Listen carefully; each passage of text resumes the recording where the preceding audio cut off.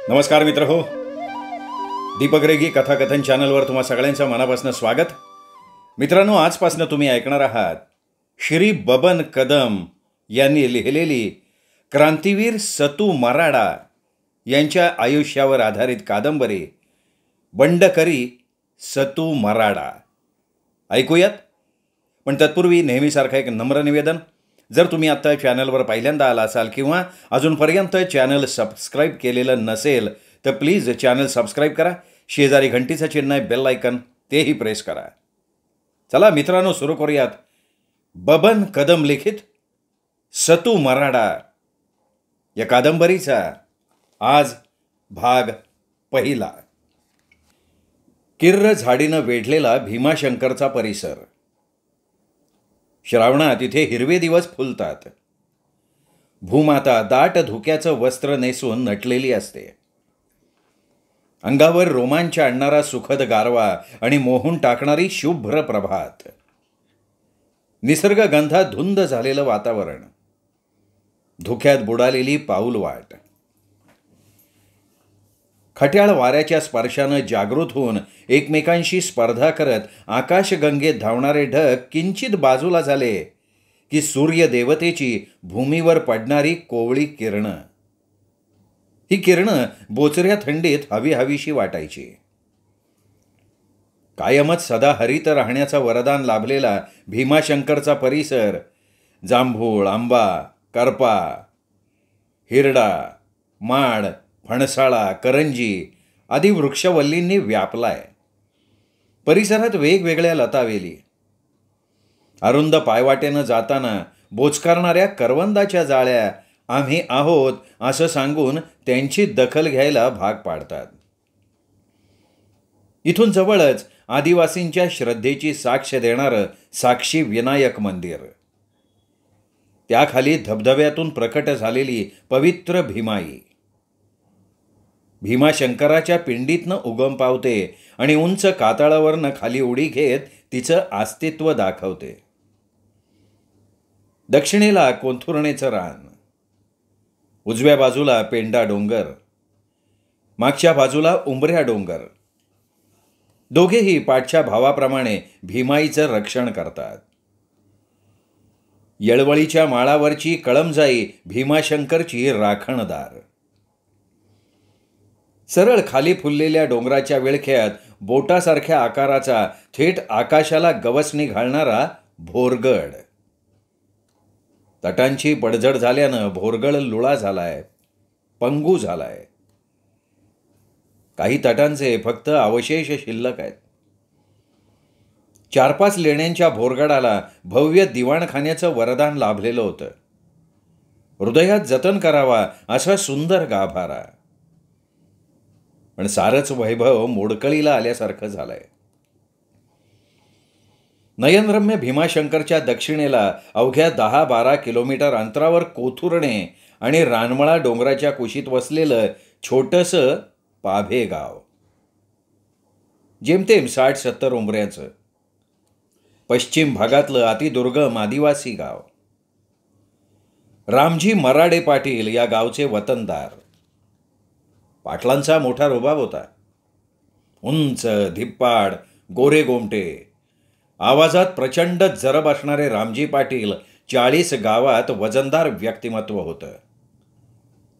धोतर, बाराबंदी, डोक्याला फेटा तोही 40 ते 50 फूट लांब. पिळदार मिशा. डोळ्यात धाक असलेले रामजी पाटील इंग्रज सत्तेच्या काळातले बडप्रस्थ. त्याकाळी एसटी बसेस नव्हत्या. पाटील घोड्याला टाच मारत आणि 4 तालुक्यांचा दौरा करत. 200 एकर जमीन, 100-150 गायी, 10 बैलजोड्या, नोकर, चाकर, सारा आनंदी आनंद होता. इंग्रज सरकारची हुजरेगिरी रामजी पाटलांना पसंत नव्हती. केवळ नाईलाज म्हणून ते कर्तव्य बजावत होते. पिण्याच्या पाण्यासाठी आदिवासींचे होणारे हाल ते उघड्या डोळ्यांनी बघत होते. पिण्याच्या पाण्यासाठी आदिवासी महिला कोसभर दूर जात. मिळेल ते पाणी भरत. कोसभर अंतरावरनं हंडा डोक्यावरनं आणावा लागे. रस्त्यांची प्रचंड गैरसोय होती. रस्ता नाही म्हटलं तरी चालेल. उंच सखल कड्या कपारीतून वाट काढत पाणी वाहताना महिलांना कसरत करावी लागे. ऐन उन्हाळ्यात पाण्यासाठी हाहाकार होई. पाण्याचं प्रचंड दुर्भिक्ष्य असे. हे सारं रामजी मराठे पाटील उघड्या डोळ्यांनी बघत असत. सरकारी दरबारी त्यांनी अनेक वेळा विनंत्या केल्या.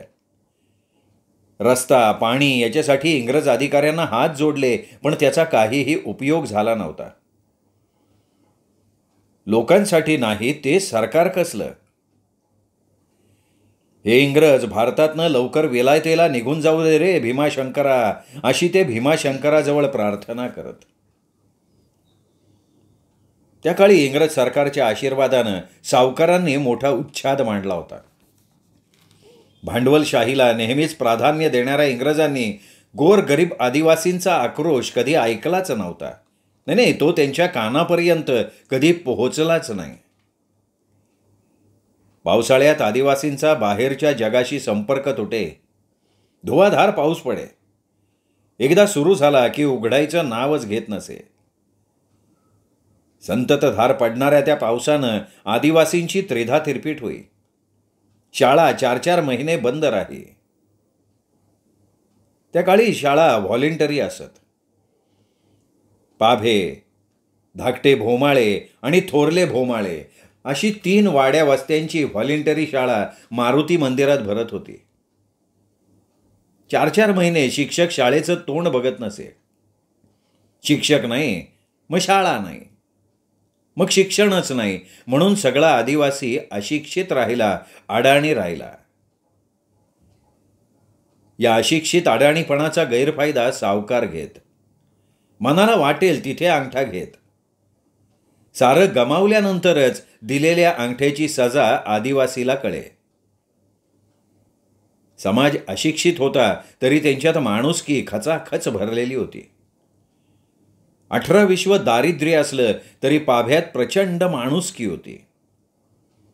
इथली जनता अतिथींच्या स्वागताला नेहमी सज्ज असायची.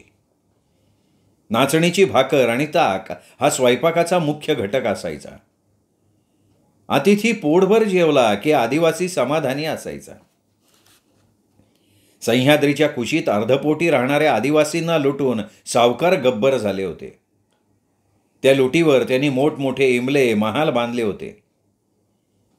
सावकारांना इंग्रजांचा राजाश्रय होता. राक्षसी सावकार गोरगरीब आदिवासींची लूट करत होते, त्यांचा संसार उद्ध्वस्त करत होते. पावसाळ्यात आदिवासींना जीणं असहाय्य व्हायचं. धान्याच्या कणगीत एक दाणा शिल्लक नसायचा. सतत कोसळणाऱ्या पावसामुळे झोपडीतनं बाहेर पडता येत नसे. मोठी माणसं उपवास काढायची, पण लहान लेकरं अन्नासाठी रडायची. हे जन्मदात्या आईबापाला कसं बघवेल. मग उसनवारीसाठी इच्छा नसतानाही सावकार गाठायचा. कर्ज म्हणून त्याच्याकडनं धान्य, कपडा घ्यायचा. सावकार त्याच्या चोपडीत अव्वाच्या सव्वा रक्कम लिहून ठेवायचा. पुढच्या वर्षासाठी वसुलीची तिप्पट चौपट रक्कम होत असे. शेती असेल तर शेती लिहून घ्यायचा. त्यावर गरजू शेतकऱ्याचा अंगठा घ्यायचा. पठाण, मारवाडी आणि पंजाबी सावकारांचा त्या काळी सुळसुळाट झालेला होता. पंजाबी सावकार भरकरी नावानं ओळखले जात. ज्येष्ठ महिन्यात सावकार खतावण्या लिहित. कर्जदार यादीत कर्ज घेणाऱ्या आदिवासींचं नाव लिहित. भाताचं पीक आलं की उभं पीक हे सावकार काढून नेत. त्यामुळे चिमणी कोकायला एक दाणा गरीब आदिवासींच्या घरात राहत नसे. कंगाल आदिवासी दारिद्र्याच्या काळ्याशार डोहात आणखीनच बुडे. मग पुन्हा कर्ज, पुन्हा दाम दुप्पट, चौपट चौपट कर्जफेड, तरीही कर्जाचा डोंगर उतरत नसे. कर्जाच्या डोंगराखाली दडपलेला आदिवासी वर्षानुवर्ष उपासमारीच्या फेऱ्यात अडकला होता. सावकारी चक्रव्यूहात त्याची अमानुष कत्तल होत होती. कर्ज फेडायला असमर्थ आदिवासीला सावकार जब्बर शिक्षा करत. अब्रू झाकण्यापुरती लंगोटी लावलेल्या आदिवासीच्या उघड्या अंगावर आसुडाचे फटके दिले जात. पाहणाऱ्याचं रक्त गोठेल अशी जब्बर मारहाण केली जाईल. एवढ्यावरच सावकार थांबत नसत. आदिवासींच्या शेती आणि घरादाराचे लिलाव केले जात. इंग्रज सरकारचं पोलीस खातं भांडवलदार सावकारांच्या मागे उभे असे. सावकारांनी क्रौर्याची कुठलीही परिसीमा गाठली तरी ते हतबल आदिवासींची दखल घेत नसत. उलटपक्षी अन्यायानं चिडून एखाद्या आदिवासीनं सावकाराशी दांडगाई केली तर इंग्रजांची हुजरेगिरी करणारं पोलीस खातं अशा आदिवासींना झोडपून काढत असे. एका बाजूनं पोलीस झोडपायचे तर दुसऱ्या बाजूनं सावकार आणि त्यांचे गुंडपुंड. अशी आगळीक करणाऱ्या आदिवासीच्या घरावर नांगर फिरवून त्याचं जीवनच उद्ध्वस्त करून टाकायचे. सावकार आला की काळ आला असं वाटायचं. प्रचंड दहशत असायची. वर्षानुवर्ष गोरगरीब आदिवासी हे लाचार जीवन जगत होता. मारहाण, घरादारांचे लिलाव, शेतांचा लिलाव एवढ्यावरच सावकार थांबत नसत. काही वेळा गोरगरिबांच्या कोवळ्या मुली उचलून नेत, त्यांच्या आबरूच्या चिंधड्या करत. घरातल्या महिला देखील सुरक्षित नव्हत्या. कासेला लंगोटी, डोक्यावर एखादं पटकूर बांधलेलं, बाकी सर्वांग उघडा असणारे आदिवासी ऊन, वारा, पाऊस झेलत होते. त्यांचं जीवन पुरतं पोखरलं होतं. सावकारांची वाळवी हटत नव्हती, ती अधिकच वाढत होती. निस्तेज भकाश चेहऱ्यानं होणारे अन्याय उघड्या डोळ्यांनी बघत बसणं त्यांचं प्राक्तनच म्हणायचं का काय? रामजी मराडे पाटील सावकारशाहीनं चालवलेल्या आदिवासींच्या रक्तशोषणाचा विचार करत. आपली पुढी वर्षानुवर्ष दारिद्र्यात भिजतीये, अडाणीपणाची सजा भोगतीये. पण माझी पुढची पिढी अशिक्षित राहायला नको. आपली मुलं शिकली पाहिजेत, त्यांनी शिकून मोठं झालं पाहिजे असं त्यांना नेहमी वाटे. पाभे गावातल्या शाळेचं काही खरं नव्हतं. मास्तर 4-4 महिने गायब असायचा. मग कसली शाळा आणि कसलं शिक्षण?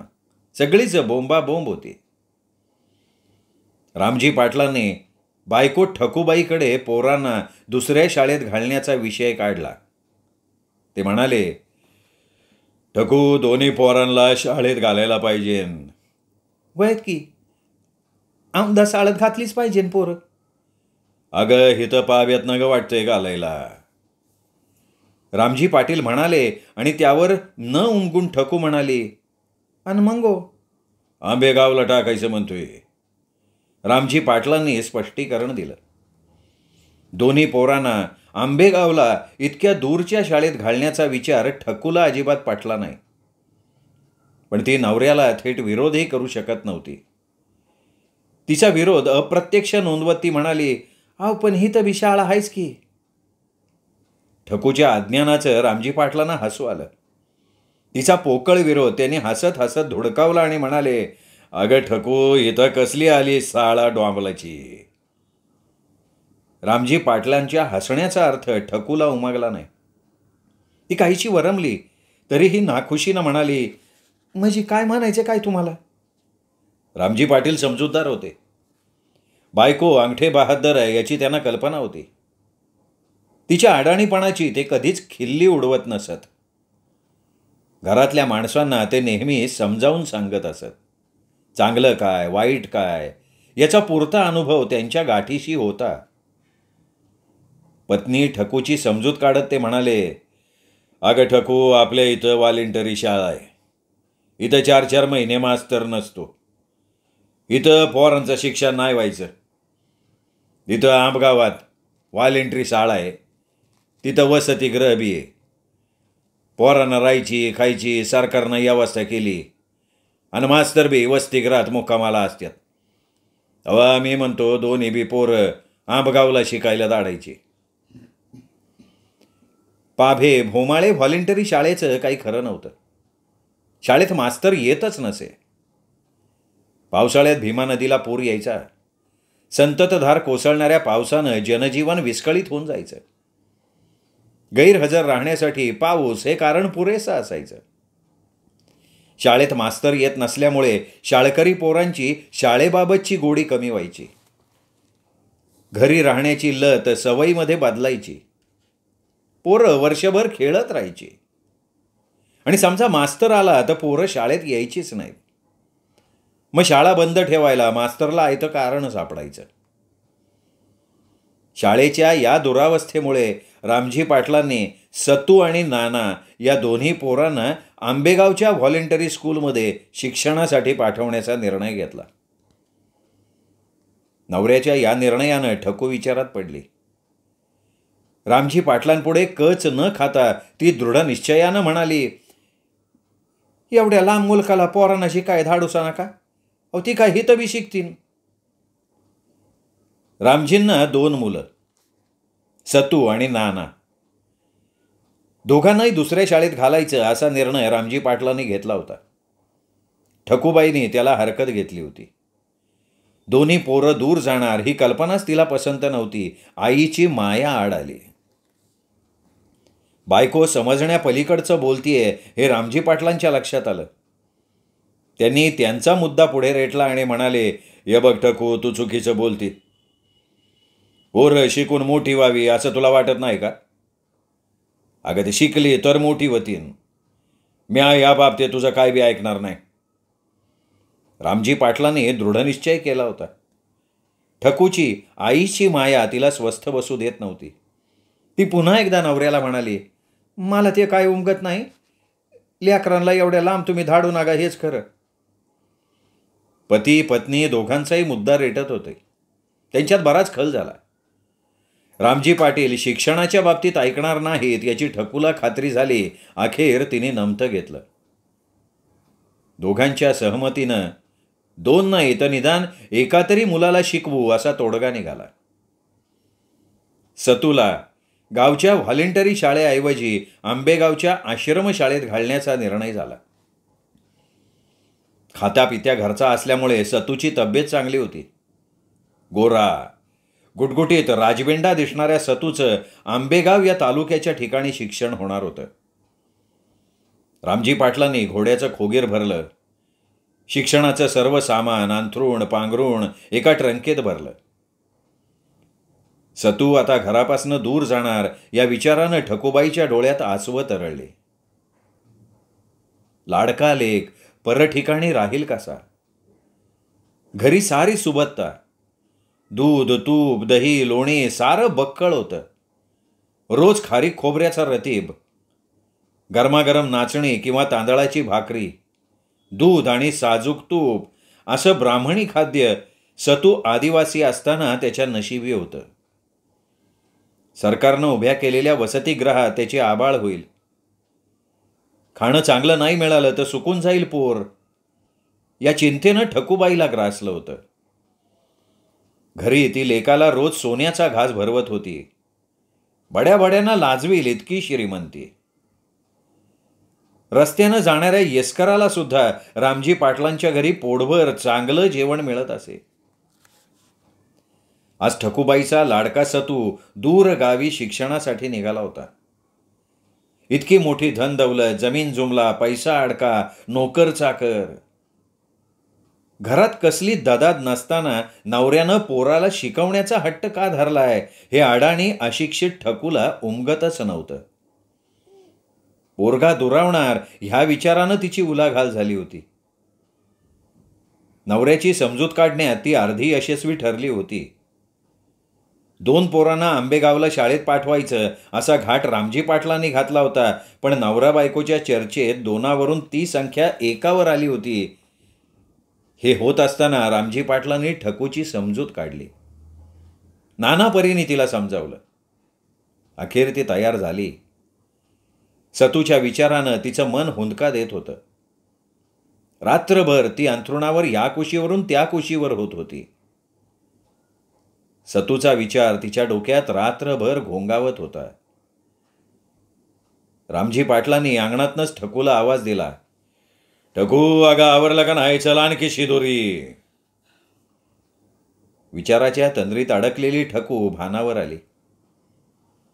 सतूसाठी तिने विशेष फराळ बनवला होता. नाचणीची, तांदळाची भाकरी, शेंगदाण्याची किलोभर चटणी, ठेचा, बटाट्याची भाजी, वरण, दूध तूप घातलेला भाताचा डब्बा, सारं तिने एका पिशवीत व्यवस्थित भरलं होतं. पाटलांच्या आवाजानं शिदोरीची पिशवी हातात घेऊन ती अंगणात आली. पिशवी पाटलांच्या हातात देत ती म्हणाली, लेकराला जपून न्या, लय गुणाचं आहे पोर माझं. अगं ते काय सांगायला हवं वय, मी बी बापच आहे ना त्याचा. ठकून दिलेली शिदोरी रामजी पाटलांनी घोडीच्या खोगीरात व्यवस्थित ठेवली. अंमळशानं सतू तिथं नसल्याचं त्यांच्या ध्यानात आलं. त्यांनी ठकूला विचारलं, अगं ठकू, सतू कुठं आहे? हाय घरात, बोलवती त्याला. ठकूनं पाठ फिरवली. लगबगीनं सतूकडे गेली. सतूला उराशी कावटाळलं, त्याचे पटापटा मुके घेतले. लहानग्या सतूला आई म्हणाली, बाळा, तुला शिकायचं आहे ना? वय आई, बाबा म्हणतात ना, मग मला शिकलंच पाहिजे. सतूनं मोघम उत्तर दिलं, तुला तिथं करमल ना बाळा? अगं न कर्म आहे, काय झालं आई? बाबा म्हणत होतं ती शाळा आपल्या शाळेपरास लय मोठी आहे, तिथं चिक्करगावची पोरं असतील. सतूनं झटकन उत्तर दिलं, आणखीन काय म्हणालं तुझं बाबा? आईने सतूला प्रश्न केला. अगं तिथं वेगवेगळ्या गावची चिक्कार पोरं भेटतील मला, त्यामुळं माझ्या ओळखी वाढतील आणि ह्या ओळखींचा मला पुढं फायदाच होईन की. चुणचुणीत सतूनं आईला उत्तर दिलं, लय गुणाचं माझं पोर ते. असं म्हणत ठकून सतूचा पुन्हा मुका घेतला. त्याच्या तोंडावर, डोक्यावर, पाठीवर मायेनं हात फिरवला. कधीच तिच्याशिवाय न राहिलेला तिचा लाडका सतू आज दूर जाणार होता आणि त्या जाणीवेनं ती कासावीस झाली होती. पुन्हा पुन्हा सतूच्या बाललीला तिच्या डोळ्यांसमोर तरळायला लागल्या. अल्लड, बोलक्या आणि हजरजबाबी पुत्राला निरोप देताना तिच्या डोळ्यांच्या कडा ओलावल्या. उरातून तोंडापर्यंत आलेला हुंदका तिने पदराने दाबला. पाणावलेले डोळे नकळत पुसले. घाईघाईनं सतूची दृष्ट काढली. तीट त्याच्या गोऱ्या गालावर लावली. लगबगीनं तयारी करून ती सतूसह अंगणात आली. रामजी पाटलांकडे बघत म्हणाली, यो बघा आला सतू. गावच्या वतनदाराचा पोरगा परमुलखाला शिकायला जाणार म्हटल्यावर सारा पाभे गाव रामजी पाटलाच्या घरासमोर जमा झाला होता. गावातल्या बाया बापड्या आपसापसात कुजबूज करत होत्या. बये, एवढं लहान पोहार परमुलखात कसं राहीन, काय खाईन? पाटलाला येडच लागले. कुशाल बाई एवढ्या लहान लेकराली शिकाया आंबगावला घेऊन चाललाय पाटील. पाभे गावचा लाडका सतू काही वर्षांसाठी बाहेर चालला होता. सतूनं आईचं दर्शन घेतलं. रामजी पाटलांनी सतूला घोड्यावर बसवलं. साऱ्या गावाचा निरोप घेत सतू निघाला होता. पाटलांनी घोडा दांबटला. घोड्याच्या टापांनी लाल माती चौफेर उधळली. घोडा दिसेनासा झाला.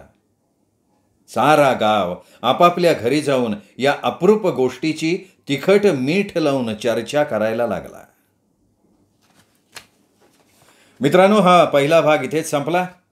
दुसरा भाग उद्या संध्याकाळी 5 वाजता दीपक रेगे कथाकथन वाहिनीवर. अजून एक विनंती आहे, अजूनही चॅनल सबस्क्राईब केलं नसेल तर प्लीज चॅनल सबस्क्राईब करा. चला मित्रांनो, भेटूयात उद्या संध्याकाळी 5 वाजता सतू मराडा दुसऱ्या भागासह. तोपर्यंत नमस्कार मित्रहो.